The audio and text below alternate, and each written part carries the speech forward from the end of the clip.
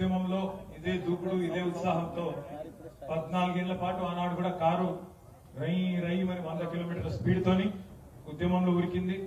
ఆఖరికి ఢిల్లీకి 3 చెర్ల నీళ్లు తాగిచ్చి చివరికి ఢిల్లీ మెడలు వంచి ఇదే కారు ఇదే గులాబీ జెండా ఆనాడు 14 ఏళ్ల పాటు పోరాటం చేసి తెలంగాణ తెచ్చింది. తెచ్చిన తర్వాత 10 ఏళ్లు మళ్ళీ అదే జెట్ స్పీడ్ తో 100 కిలోమీటర్ల స్పీడ్ తో 10 ఏళ్ల పాటు ప్రభుత్వం వస్తే అభివృద్ధి సంక్షేమం అనే తాపత్రయంతో ప్రజలందరూ మనవారి అనే ఉద్దేశంతో 10 ఏళ్ల పాటు రైమని కారు అట్లే ఉరికింది. మరి 24 ఏళ్లు 100 కిలోమీటర్ల స్పీడ్ తో ఉరికితే కారు కొద్దిగా సర్వీసింగ్ అవసరం పడుతుందా పడదా?